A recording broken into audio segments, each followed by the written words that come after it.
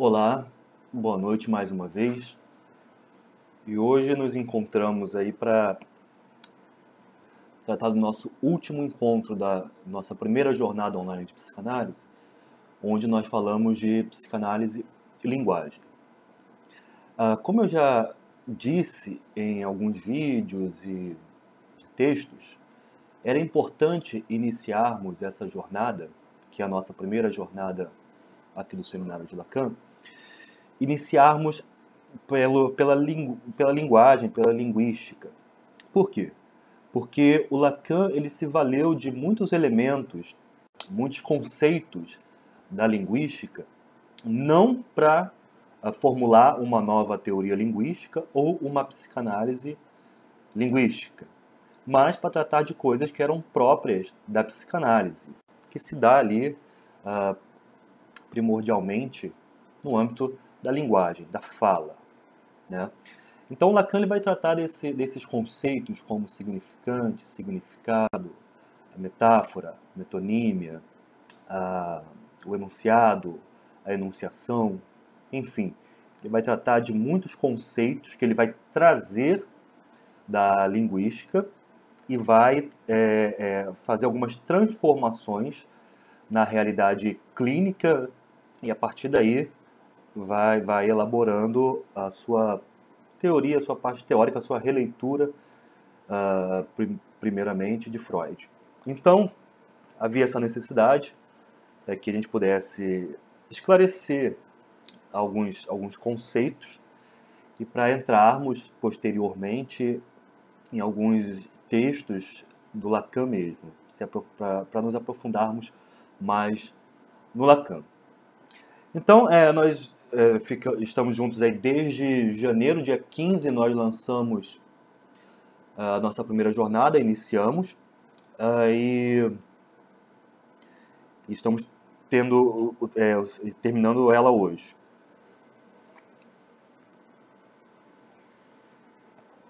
Um pouco antes do início da nossa jornada, nós começamos também o trabalho na nossa página do Facebook. E essa semana até coloquei um agradecimento lá.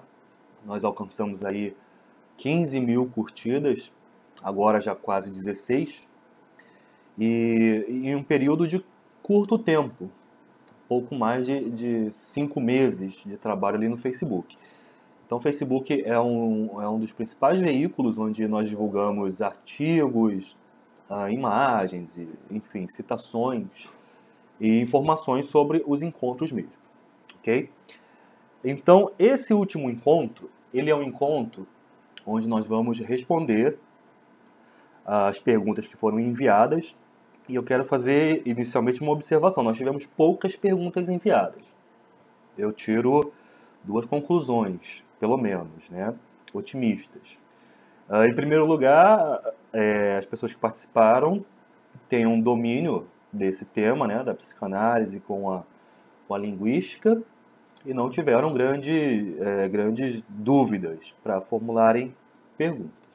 É o que é bom.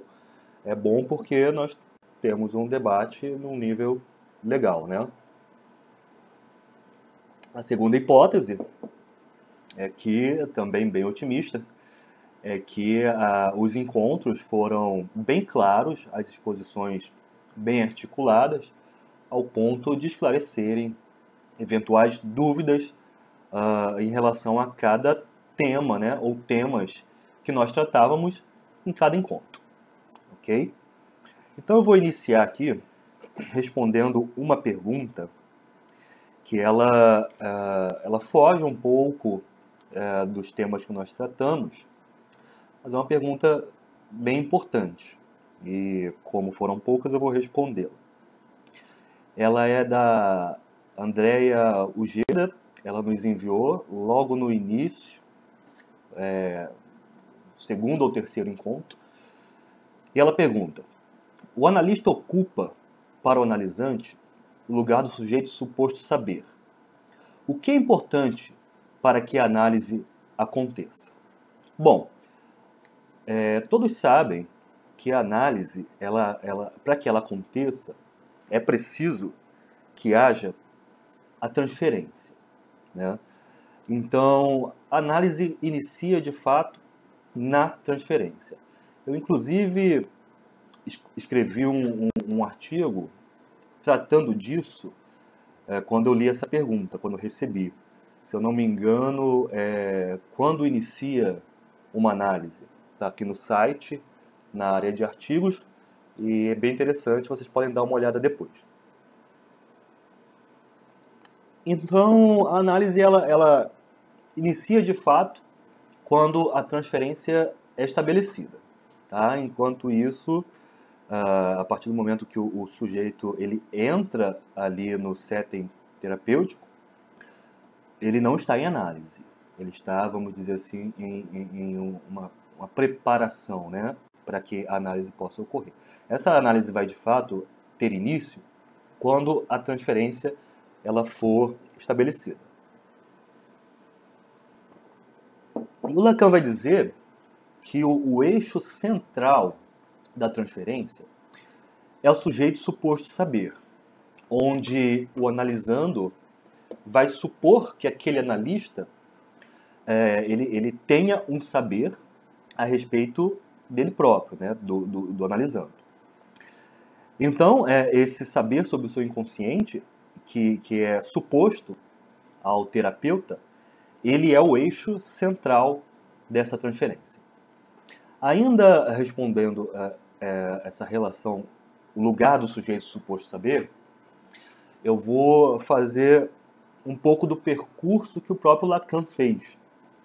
O Lacan ele vai tomar a leitura ali do texto do Banquete, do Platão, onde eles se reuniam na casa de Agatão para comemorar um evento bem-sucedido dele, e havia ali um banquete, um jantar. E eles vinham já de alguns dias de comemoração, e então Agatão propôs que não bebessem, mas fizessem algo diferente, que fizessem um elogio ao amor.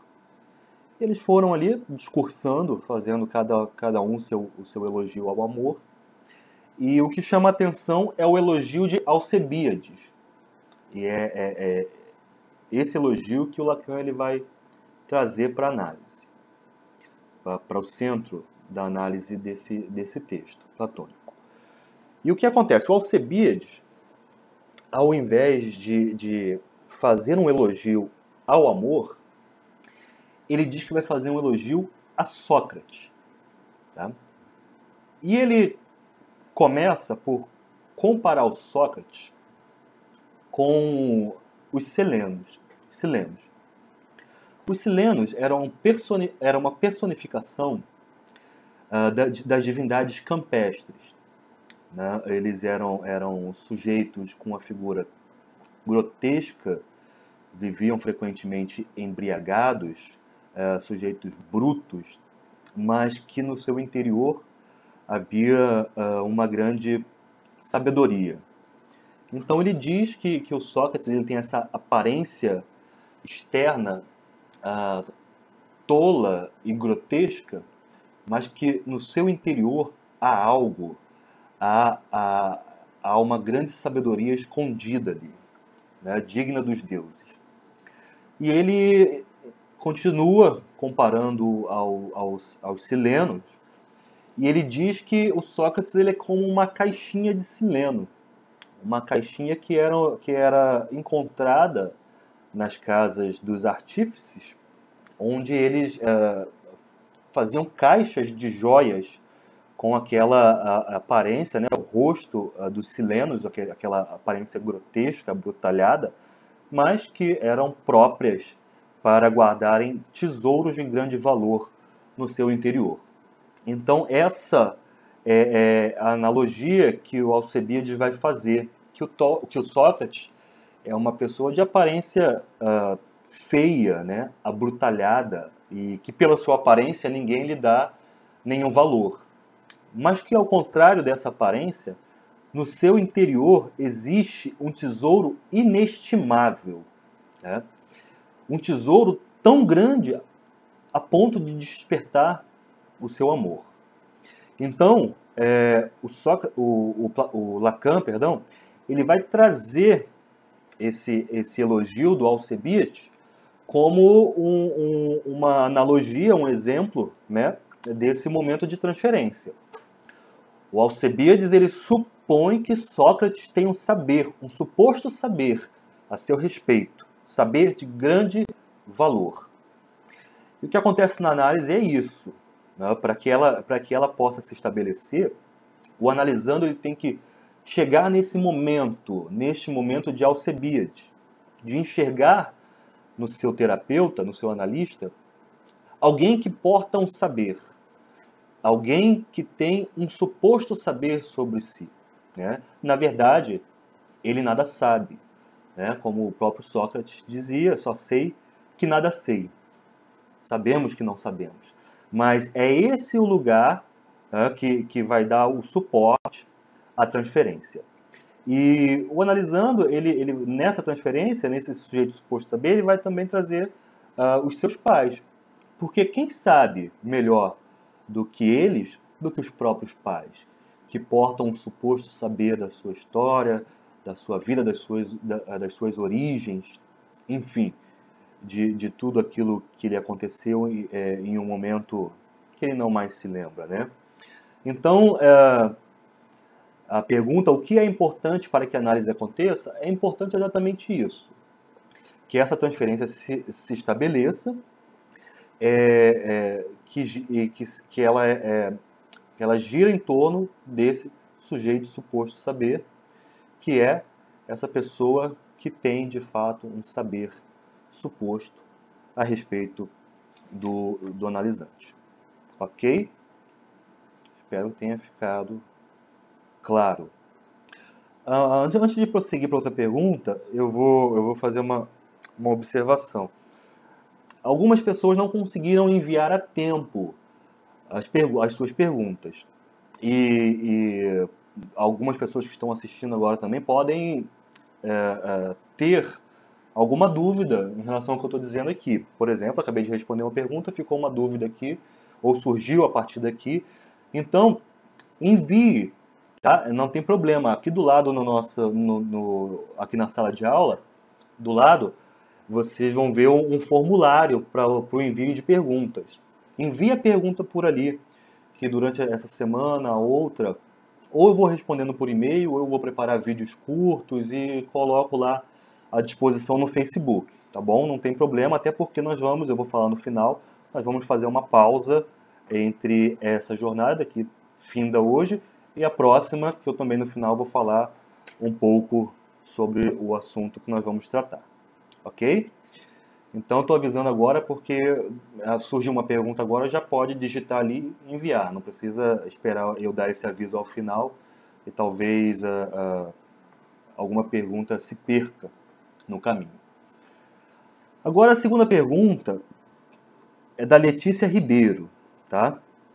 Ela manda assim, é uma pergunta longa e depois dessa pergunta que eu já havia respondido, não, né, respondi só a ela enviou uma outra, então eu vou ler as duas.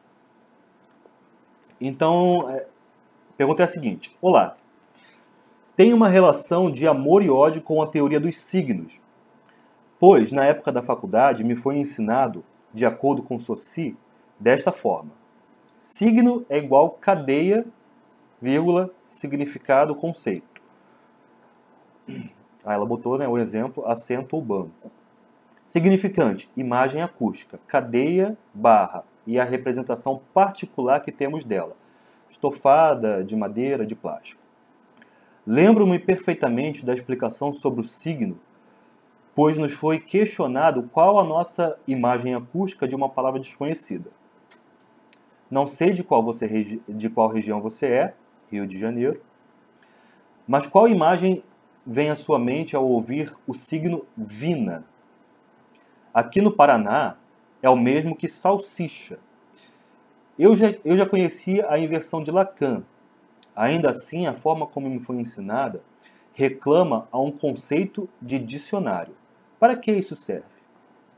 Quanto mais eu estudo sobre, mais contradições encontro. A minha professora era doutora, fera em linguística, Não acredito que ela tenha cometido esse erro. A explicação dela é exatamente igual à do psicanalista Paulo Bregantin.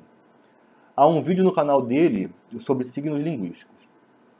Há alguma explicação ou teoria que justifique a forma como me foi ensinado?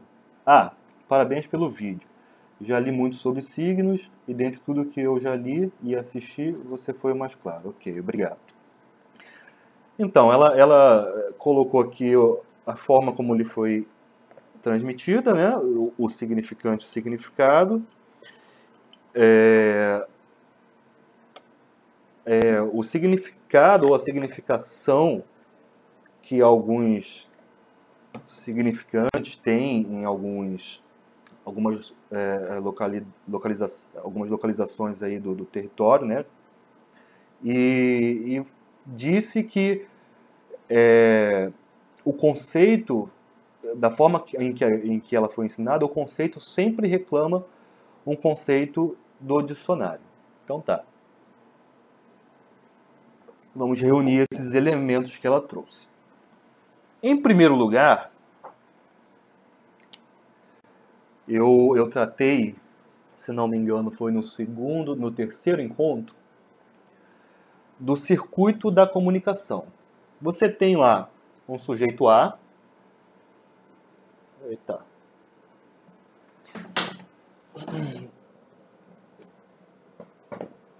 E você tem um sujeito B. Tá? O sujeito A, ele emite um código ao sujeito B. Em seguida, o sujeito B devolve uma resposta a esse código. Tá? Esse aqui é o circuito da comunicação em Saussure. O sujeito A, quando enuncia o seu código, ele está em uma posição ativa. Enquanto o sujeito B está em uma posição passiva, né, de receptor. Ele recebe esse código. Vejam bem, para que esse circuito aconteça, o sujeito A ele vai precisar pegar um fato de consciência, tá, que o Saussure vai chamar de conceito, e depois, por questões metodológicas, de significado.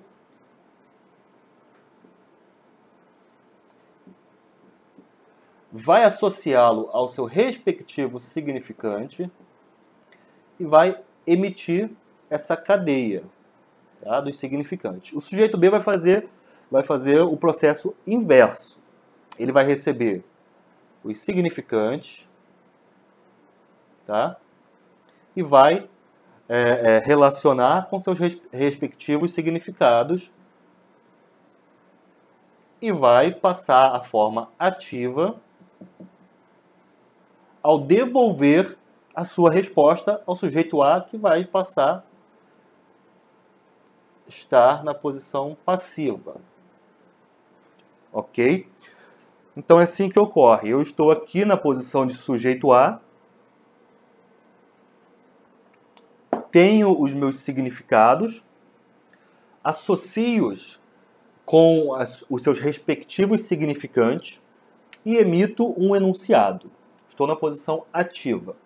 Vocês que estão do outro lado estão na posição passiva. Vocês recebem esse enunciado, essa cadeia, associam-a com os seus respectivos significantes, e se nós estivéssemos em uma conversa, em um diálogo, vocês assumiriam a posição ativa e me devolveriam uma resposta, e eu, uma vez ouvinte, estaria na posição passiva. Ok? É bem simples, é o circuito da comunicação em Saussure.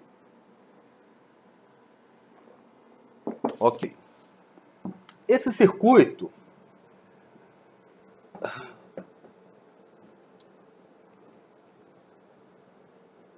os seus elementos, né, os elementos da comunicação lá em Saussure,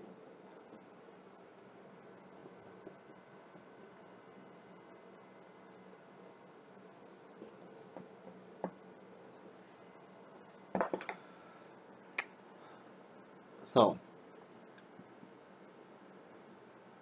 significado,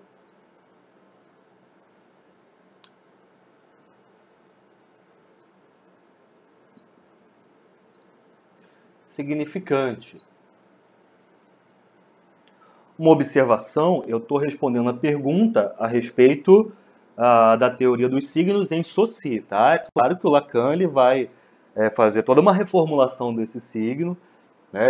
O significante vai subir, ele vai retirar, né, o arco e as setas laterais, o arco que demarca uma unidade e as setas que apontam para essa dialética, né, entre o significante e o significado. Quando o significado aponta para o seu respectivo significado, o significante aponta para o significado, e o significado aponta para o seu respectivo significante. Tá? Isso aqui é no Saussure. Como eu estou respondendo as perguntas, eu não tenho como voltar à aula onde nós fizemos a virada de Lacan e tudo mais. Então, o que acontece? O significado, o Saussure ele vai chamá-lo de fato de consciência. Tá? São os fatos de consciência. São os conceitos. E o significante são as representações dos conceitos, que ele chamou de imagem acústica. Tá? Acústica. Agora é a grande questão. Tá? Isso é muito importante. O Saussure, no seu livro que nós usamos para poder fazer essa relação do signo na aula do Saussure com Lacan, o seu livro Curso de Linguística Geral, tá? Ele vai dizer que tanto o significado quanto o significante, eles são entidades psíquicas, tá bom? Psíquicas, isso é muito importante. Por quê? Porque eu já vi professores já de linguística mesmo, né? Que tem um grande conhecimento, acreditava eu que até maior, né, do que o meu, porque eu não sou professor de linguística, né? Eu sou psicanalista, estudo muito filosofia, enfim, linguística, antropologia, psicanálise, enfim. Mas a pessoa que é especialista em linguística estuda quase que exclusivamente, né, o seu foco de atenção é a linguística. Mas eu já vi professores de linguística dizendo que o significante é o som, tá? Por quê? Porque leva o nome de imagem acústica, talvez, né? Porque é uma imagem acústica o significante. E o significado é a coisa, tá? Então, veja bem, quadro, né? O significado é isso aqui, essa coisa material aqui. E o significante é o som quadro. O Saussure não disse isso, tá? O Saussure é bem claro. Ele diz que o significado e o significante, eles são entidades psíquicas, tá? Isso aqui, esse objeto, não é um significado. Ele é um referente. Quem vai falar do referente é o Jacobson. Ele vai até chamar a atenção para o fato do Saussure não ter dado valor ao referente. Mas ele é um referente. Tá? O signo ele tem um referente, que é a coisa. A coisa é o referente. Ok? Então vamos lá. O significado e o significante são entidades psíquicas. Para que isso fique claro, basta você parar e pensar por um minuto. Não? Onde esses conceitos e essas imagens acústicas estão se passando nesse momento? Elas estão se passando em nossa mente. Tá? Estão passando no nosso pensamento. Então é ali que elas estão, né? Ali é onde elas se formam. Tá? O fato do meu aparelho fonativo ele emitir um som, isso não transforma esse som em significante, porque antes dele emitir esse significante já é uma entidade mental, assim como esse conceito, esse fato de consciente, esse fato de consciência, o significado. Então, o primeiro passo é esse. Ela colocou aqui, né, como ela entendeu o significado e o significante. O significado e o significante trata disso que eu acabei de dizer. são dois fatos de consciência, são duas entidades psíquicas. O significado é um conceito que é um fato de consciência. O significante é uma imagem acústica que representa um significado. Só isso, tá? Em Saussure. É simples. Então, por enquanto, tudo ok. Depois ela vai dizer que lá na sua região, vina significa salsicha, tá? Então, aí nós vamos acabar caindo na questão da arbitrariedade do signo. Tá? O Saussure ele vai dizer que o signo ele é arbitrário. Tá? Por exemplo, ele dá até o exemplo da palavra mar. Vou apagar aqui um minutinho, quando eu estou apagando eu fico virado, né?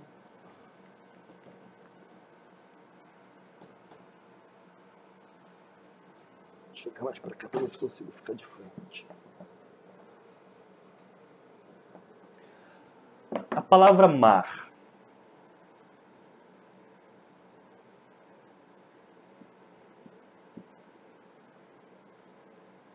Né? Ela não tem nenhuma relação com o conceito mar.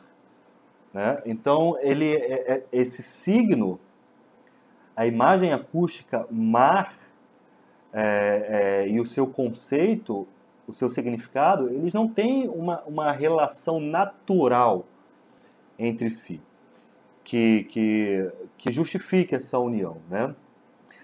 Mas, pelo contrário, existe aí uma arbitrariedade. Ele vai dizer que isso não acontece, né? Que no caso dos signos, há uma diferença dos símbolos. Eu também trouxe nesse mesmo encontro o que é um símbolo. Um símbolo ele tem uma relação direta com a coisa representada.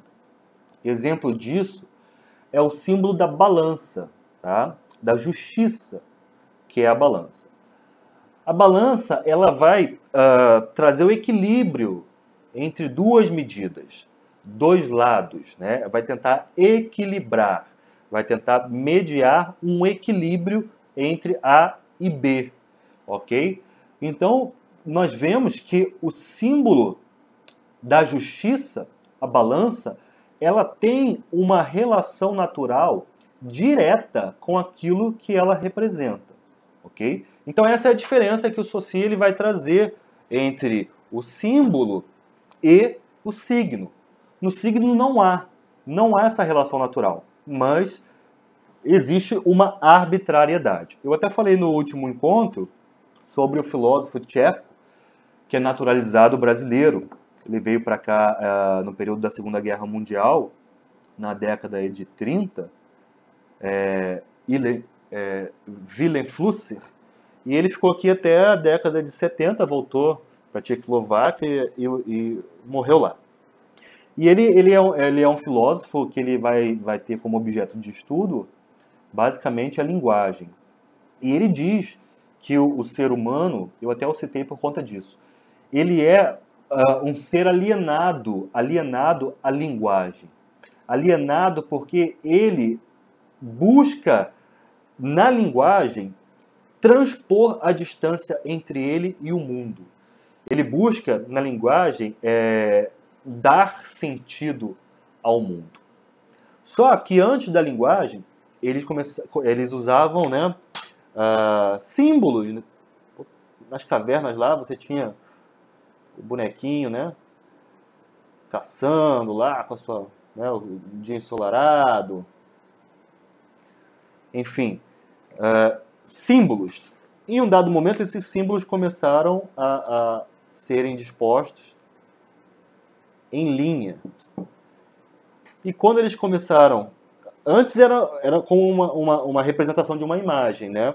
O sol, a caça, os bonequinhos, né? As pessoas caçando. Era como uma tentativa de representar a imagem como vista, como ocorrida. Depois, esses símbolos começaram a ser transpostos em linha, e dessa forma começou a surgir, a partir desse momento que eles foram organizados em linha, deu início aí a linguagem propriamente dita.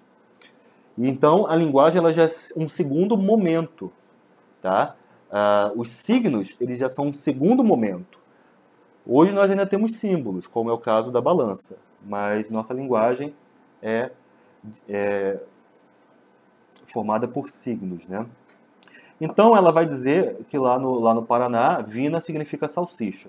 Isso ocorre porque existe um pano de fundo para que a linguagem possa ocorrer.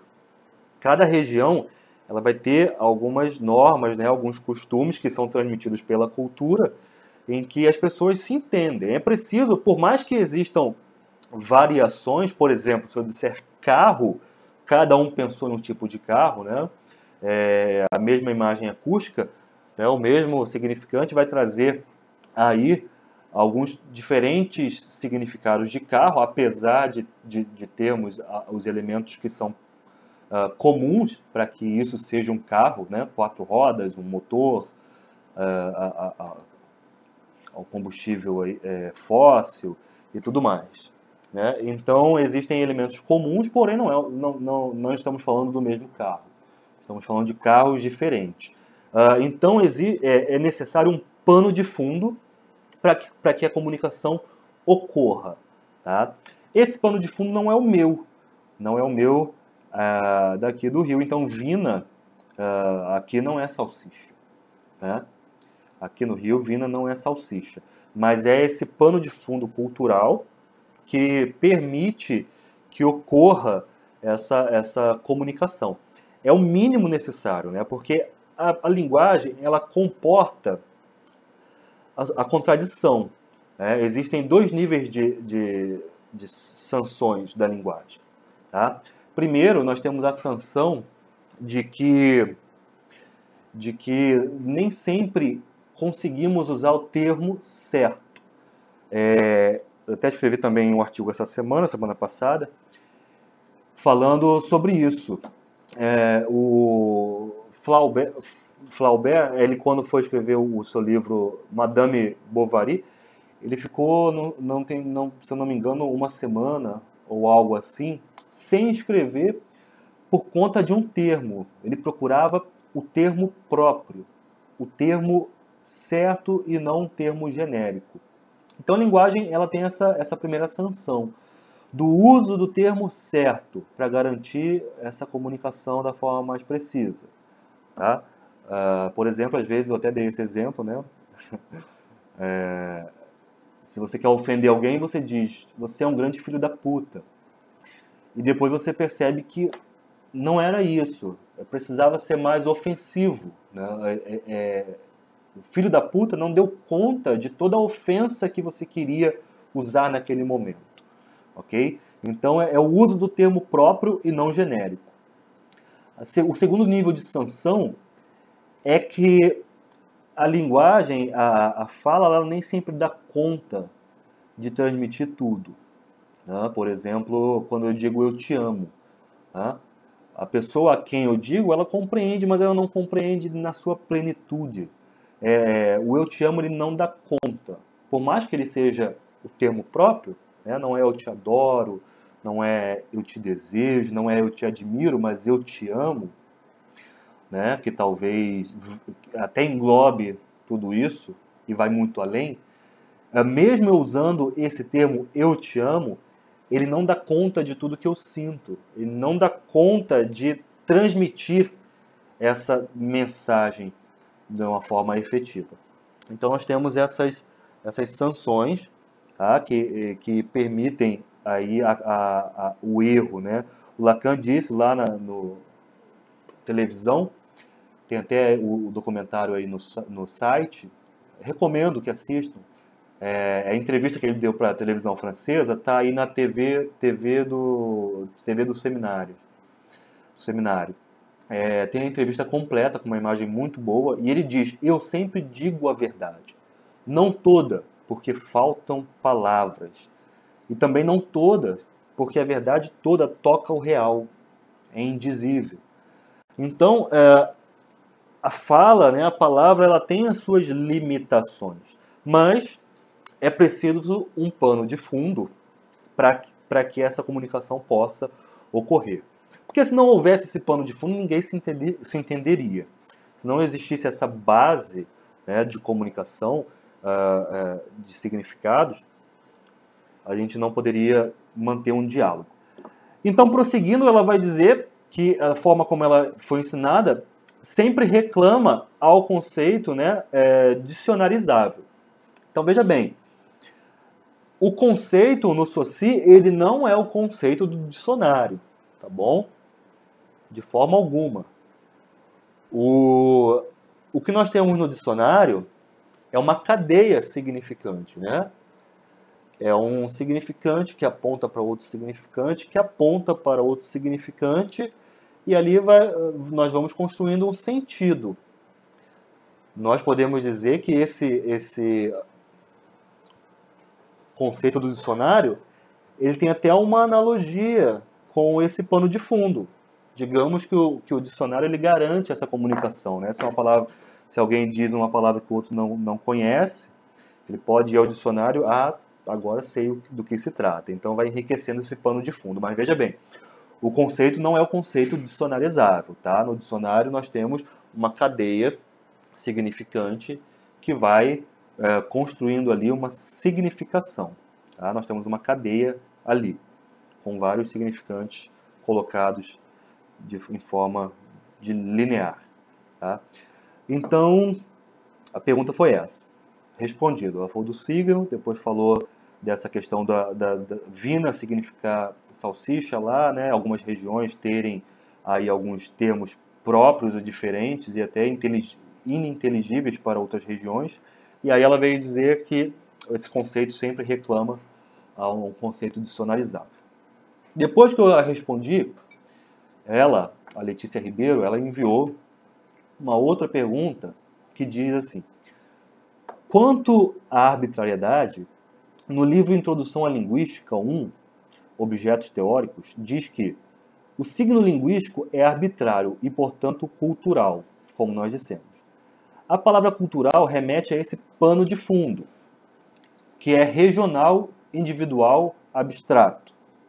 Se eu utilizo o signo ventilador, o significante imagem acústica é a própria palavra e o significado conceito a representação daquilo que entendo por ventilador. Tá? Aí ela botou aqui entre parênteses. Li agora que o significado não é a realidade que ele designa, mas a sua representação. É o que quem emprega o signo entende por ele. Logo sabemos, através do sufixo construção da palavra, que se trata de um objeto que executa determinada ação.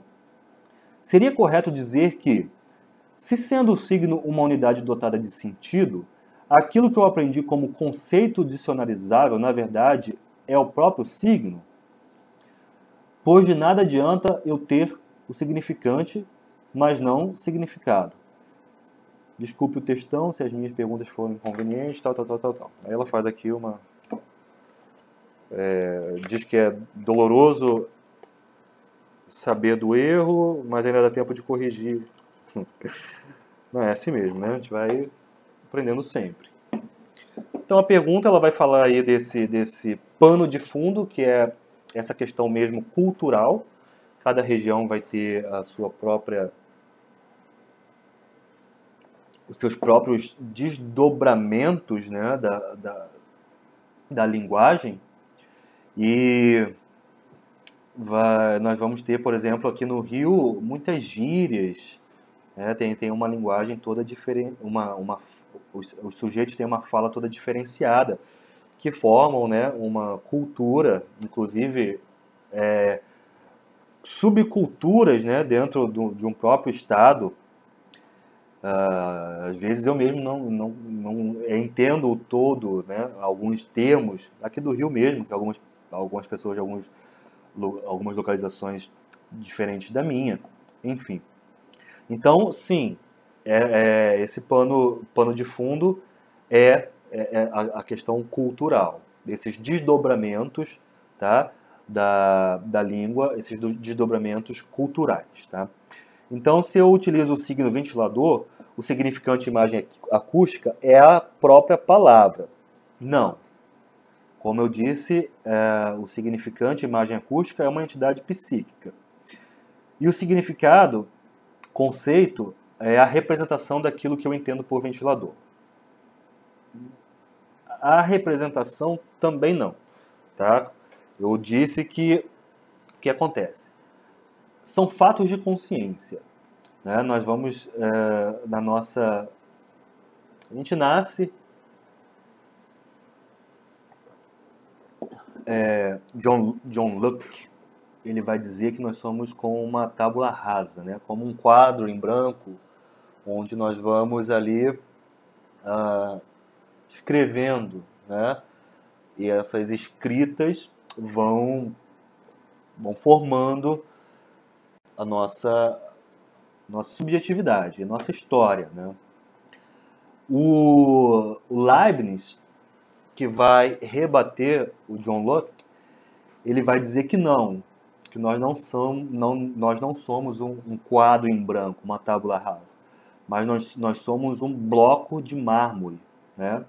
Onde o escultor vai esculpindo ali e de dentro desse bloco ele tira um Davi, né? E quando lhe perguntam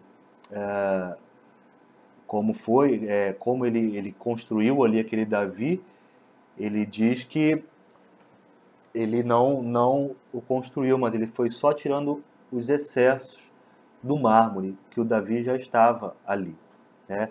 Então isso quer dizer o quê? Isso quer dizer que nós já temos toda a estrutura da linguagem, né? Da lógica, do raciocínio, enfim, nós já temos todo esse bloco. O que vai acontecendo é que ele vai sendo lapidado, moldado. Em uma linguagem aristotélica, podemos dizer que nós já nascemos com essa potência, né? E essa potência só vai se tornando ato, tá? Ela não é algo branco que vai sendo escrito, mas sim, é algo que vai sendo inscrito a partir de fora, porém já existe essa potência, essa predisposição para que isso ocorra, porque se não houvesse, isso não ocorreria, ok? Então, o que acontece? A partir do momento em que nós viemos ao mundo, né, ao nascer, nós já nascemos em um universo simbólico. Nós já somos jogados de imediato em um mundo de fala, em um mundo de cultura, um mundo de cultura da nossa própria família, né, que tem vários elementos. Elementos familiares, históricos, né, da história da família, histórias que vêm passando de geração, né? Nós temos ali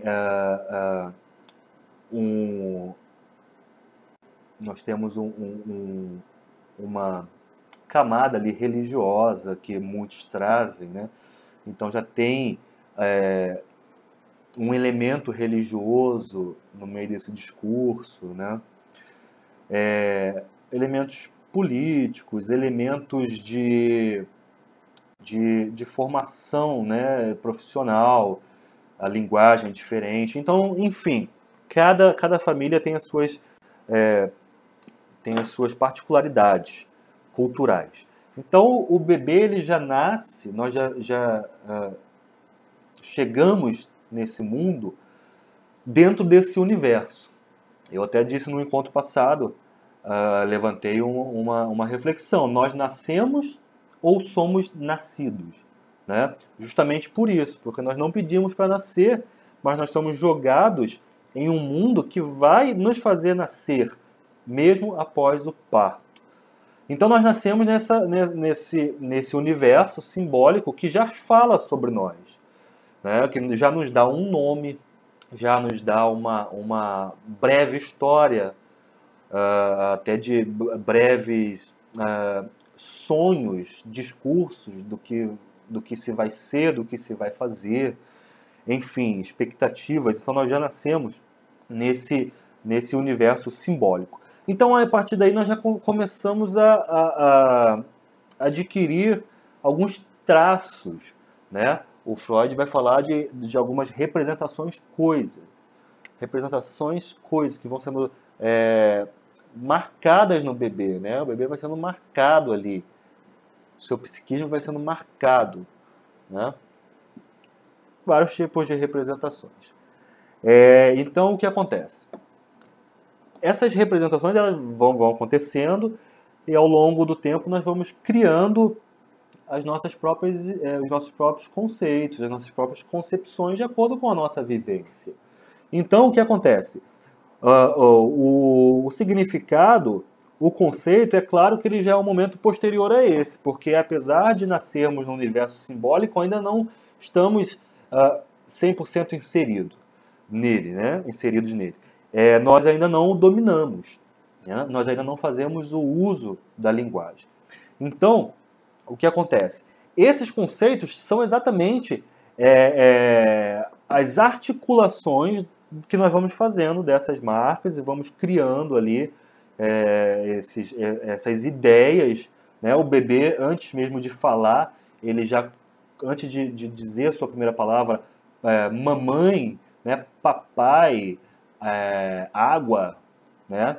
Ele já vai formando alguns conceitos ainda bem primordiais, bem precários, mas que já são protótipos desses conceitos, né? Então, eles não são uma representação daquilo que eu entendo por ventilador, né?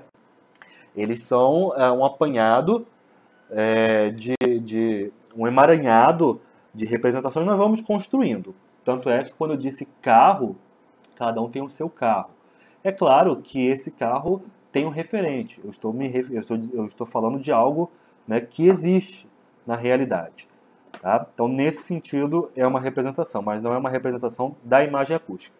A imagem acústica vem depois. Tá? O significante, vejam bem, tá? O significante conforme Saussure. O significante conforme a linguística.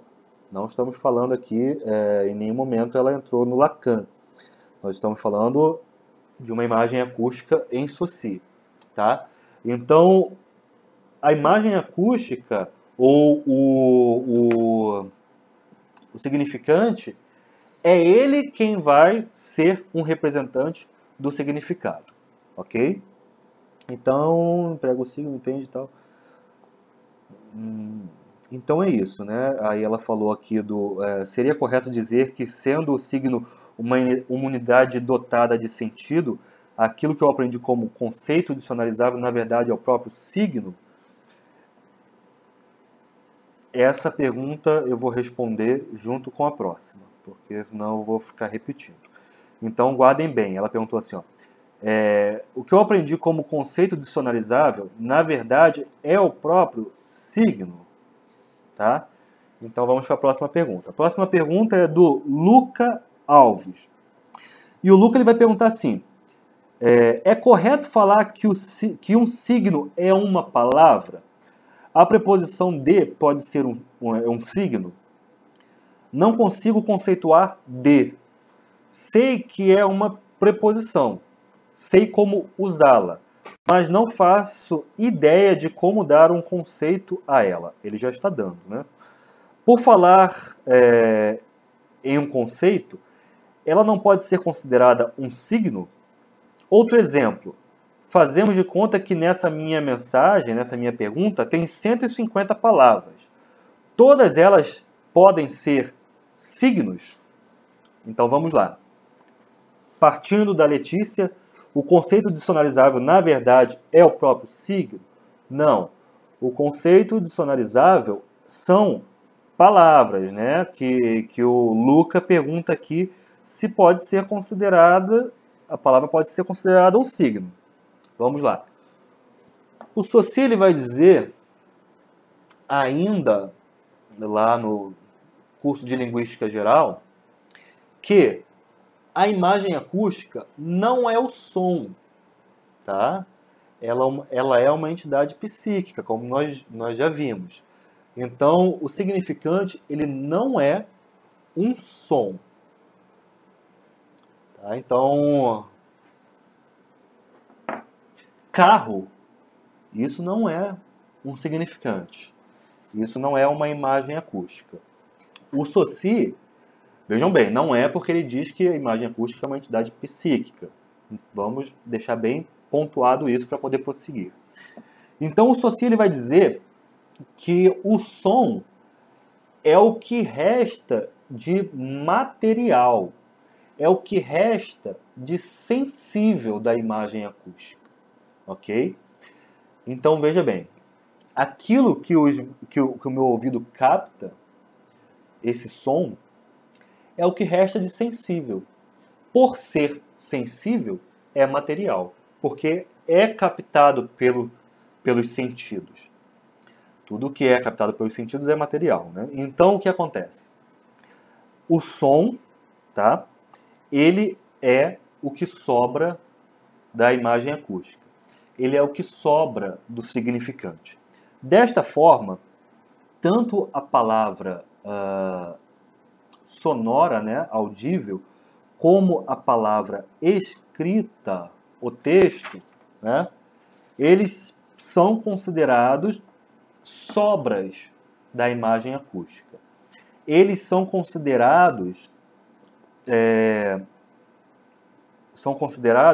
a parte material, né? A palavra, o texto impresso é uma sobra material também, só que me vem por outro canal sensível, não me vem pelo ouvir, mas me vem pelo ler, pela visão, tá? Mas eu estou usando o sentido para poder captar isto que resta de material de uma imagem acústica, tá?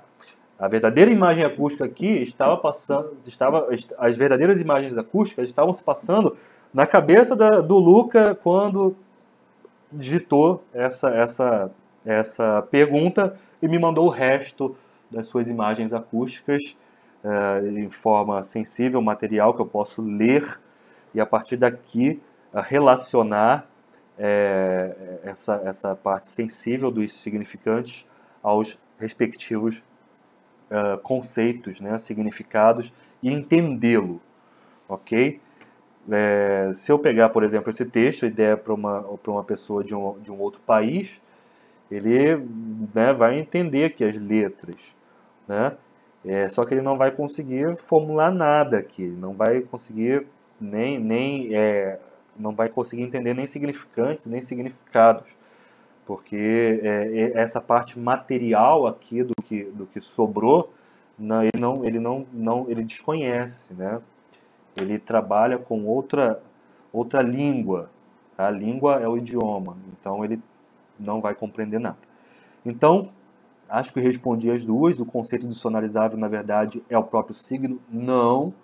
O conceito dicionarizável é uma cadeia, né, de significantes, chamamos significantes, mas tendo em vista que é o que sobra, porque nós não vamos dizer, né, quando eu digo que é uma cadeia significante, porque é uma cadeia de significantes colocados em forma linear, mas é claro que eu não diria que é uma cadeia de sobras materiais e sensíveis de significantes, né? Porque quando nós estamos falando de significante, de significantes na linguística, nós já temos como uma pré-condição que nós lemos o Saussure e nós sabemos que esses significantes aqui, que essa cadeia do dicionário, são restos materiais de significantes. A gente já tem isso entendido, né?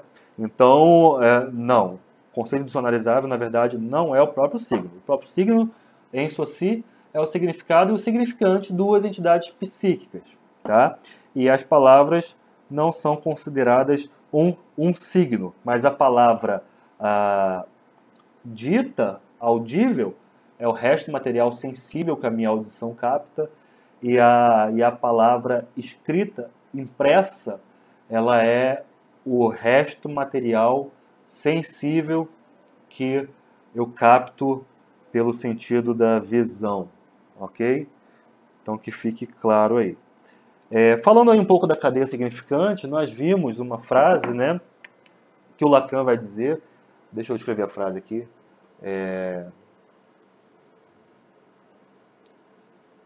Como era?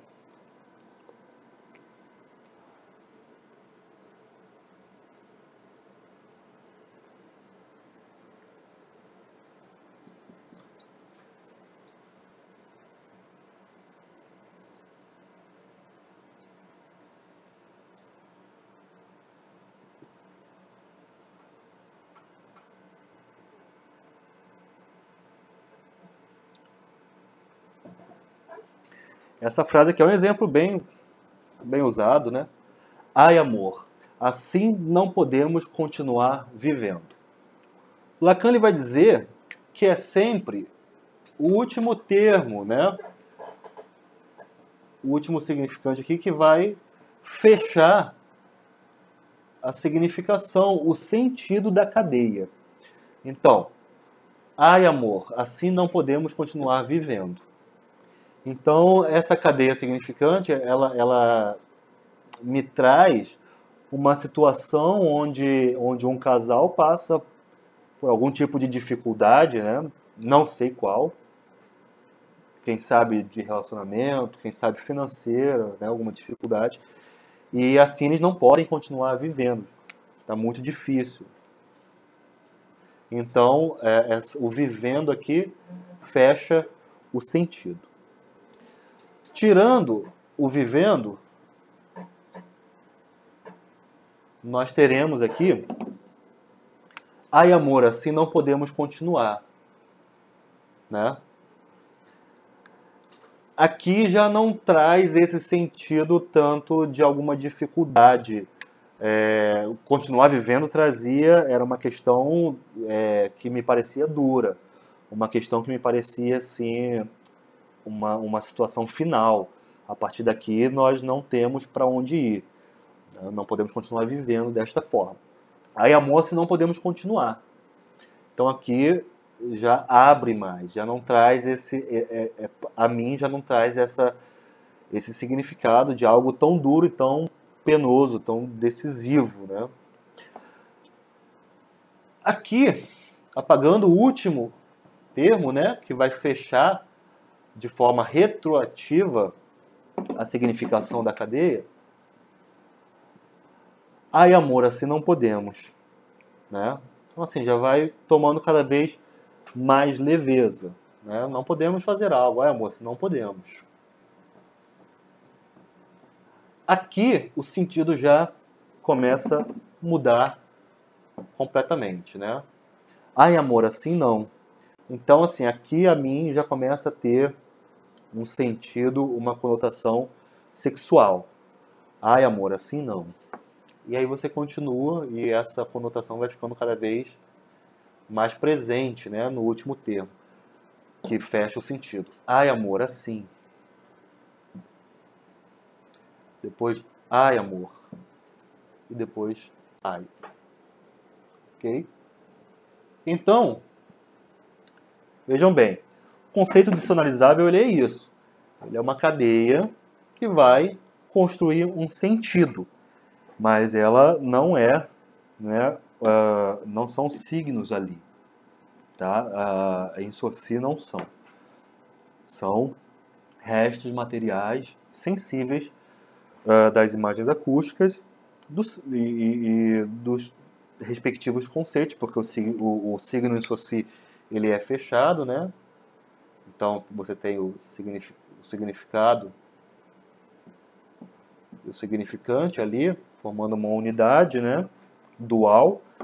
Então ele vai carregar sim já um conceito, apesar desse conceito ele ser elástico para cada um, né? Ele vai ter uma amplitude na vivência de cada um. E teve uma última pergunta aqui que eu não me lembro quem enviou, foi bem no comecinho. Ele perguntava assim: podemos dizer que a cadeia significante é o mesmo que cadeia de raciocínio, né? Ou linha de raciocínio? Não, né? ele pegou aqui cadeia e cadeia, e aí uniu e perguntou se podia ser a mesma coisa. Não é a mesma coisa. Nós podemos usar isso aqui como, uma analogia, né? Como uma analogia possível. O que é uma analogia? Uma analogia é um apanhado de semelhanças e diferenças. Não só semelhanças, né? Se fossem semelhanças, eu diria sim, mas não, é uma analogia. Nós temos aí semelhanças e diferenças. Vou tratar de uma principal. Na cadeia significante, como nós acabamos de ver uma cadeia significante,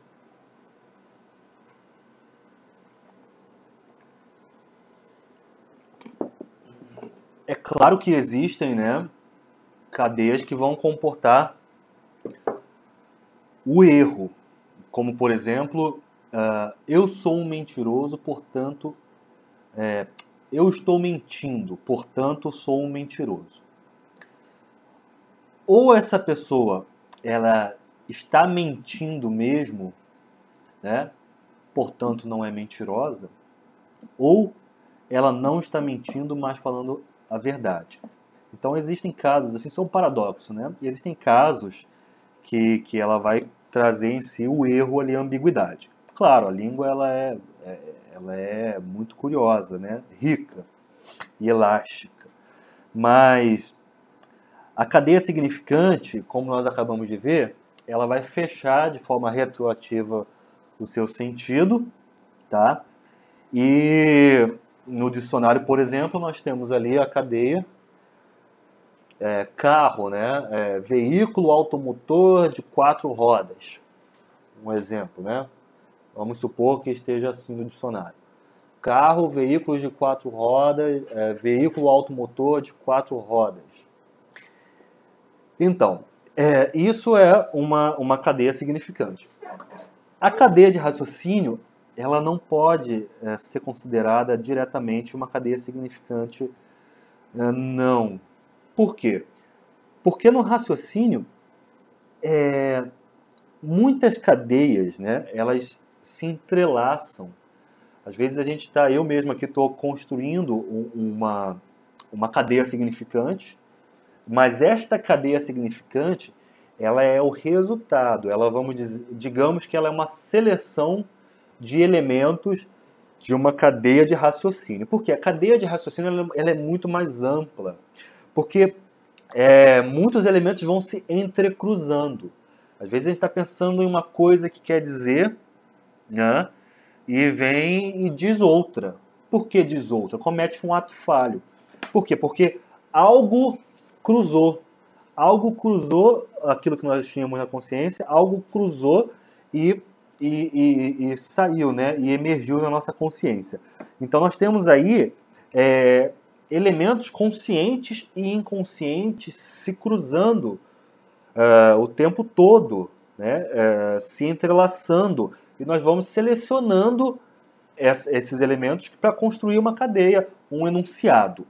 Então, por isso que nós não podemos dizer que é a mesma coisa, porque a cadeia de raciocínio podemos dizer que ela é mais ampla, né? Ela, na verdade, ela tem muitos elementos dos quais existe uma seleção para se construir um enunciado que podemos chamar de uma cadeia significante. Uma vez que eu falei de enunciado aqui algumas vezes, eu vou também aproveitar, como as perguntas foram poucas, e vou falar rapidamente, né, porque isso nós falamos bastante no encontro, mas eu fiz uma analogia também ao mito da caverna. Que o mito da caverna nós conhecemos, alguns prisioneiros viviam no fundo de uma caverna e atrás deles havia um muro, uma fogueira, e os cidadãos que moravam na redondeza, na região, passavam com objetos, porque tinham partes sobrepostas ao muro e eram refletidas por essas imagens que apareciam como sombras no fundo da caverna. E não só essas imagens apareciam no fundo da caverna, mas vozes, porque quando eles passavam por ali, eles conversavam. Então esses prisioneiros também escutavam vozes, tá? Então esses prisioneiros estavam presos ali desde sempre e que só conheciam aquela realidade. Só conheciam aquelas sombras que passavam ao fundo e aquelas vozes distantes, né? Muitas vozes, às vezes, se confundiam e tudo mais. Então eles tomavam isso como a própria realidade. Em um determinado momento, um desses prisioneiros, ele foge e quando ele sai da caverna, a primeira coisa que acontece com ele é que ele fica cego por algum momento, pela forte claridade do sol, ofusca a sua visão. E aos poucos ele vai forçando e começando a ver um pouquinho mais, e ele começa a ver o sol num espelho d'água, né, em um lago, e ele começa a ver o sol refletido ali para só depois ele conseguir olhar diretamente para o sol. Os seus olhos se acostumarem e ele conseguir enxergar o sol. Então esse é um resumo do mito da caverna. E ao contrário do que se pensa e do que se ensina muitas vezes, o mito da caverna ele não trata de uma passagem do mundo sensível ao mundo inteligível, tá? O mundo das ideias. Não. Ele passa do mundo da cultura ao mundo sensível. Por quê? Porque apesar de aqueles prisioneiros escutarem vozes, né, frases soltas, discursos recortados e enxergarem sombras, é claro que isso é sensível. Nós estamos falando aí de algo que é audível e de algo que é visível, né? Só que isso não pode ser tomado como um mundo sensível. O mundo sensível é o mundo sensível como um todo. É você poder olhar as coisas como são. É você ver a realidade das coisas. Esse é o mundo sensível em Platão. Ali nós estamos tratando do mundo da cultura, tá? Porque aquilo que passa refletido são imagens, são sombras de objetos de criação humana. Objetos de criação daquelas pessoas daquela região. E as vozes, os discursos também são elementos de cultura. Né? São discursos daquelas pessoas de uma realidade que elas viviam. Então existe aí uma passagem do mundo da cultura, de construções humanas, construções culturais, né, para o mundo sensível, para quando de fato esse prisioneiro que se liberta, ele pode ver a realidade nua e crua. Ele pode ver o mundo sensível como ele se apresenta, né, como ele realmente é. Então, eu trouxe esse mito para fazer uma analogia ao enunciado e à enunciação. Os enunciados nós temos são construções culturais, né? Aquele falatório todo. Por exemplo, nós temos muitos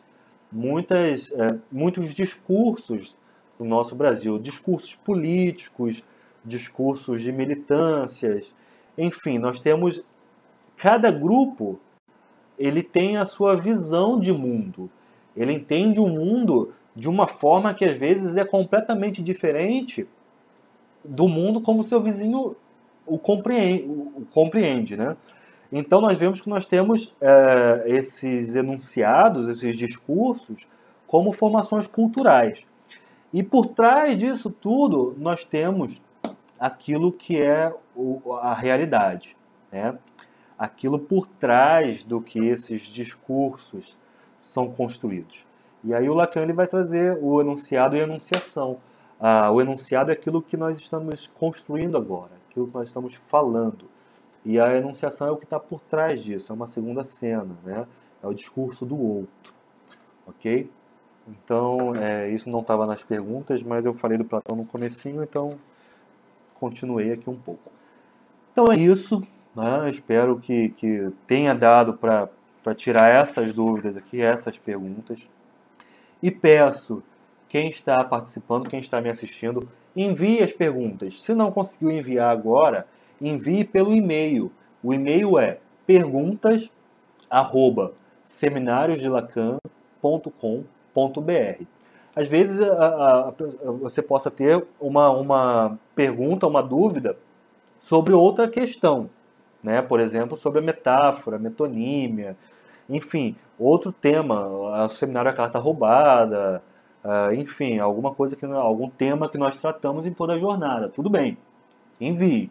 Mas, por favor, siga olhe lá no nosso cronograma, abra lá a loja, clique nos encontros anteriores, clique em um encontro ali de forma avulsa, ali, escolha um e clique, e vai aparecer todo o cronograma do que foi tratado, né? Significante nome do pai, tesouro significante. Então, dentro daqueles temas, você pode enviar. Agora, se dentro do que nós dissemos hoje, de tudo que nós conversamos aqui, surgiram outras dúvidas dentro de tudo que foi dito, tudo bem, né? Melhor ainda, você está surgindo dúvida durante a exposição. Melhor ainda, envie também para perguntas@seminariodelacan.com.br. Eu vou responder algumas por e-mail, tá? E assim, alguma pergunta mais interessante que der para preparar um vídeo, quem sabe até um artigo, eu posso escrevê-lo e colocar lá no site, ou posso gravar um vídeo e colocar lá na página do Seminário de Lacan, tá? Eu vou dar alguns avisos. Nós estamos aí com a programação para o segundo semestre de iniciarmos uma jornada no Seminário Livro 1, Os Escritos Técnicos de Freud. Como eu disse no início, foi necessário essa base da linguística, né, desses elementos, por exemplo, o significado, o significante. Nós vimos hoje bastante coisa aqui no SOCI.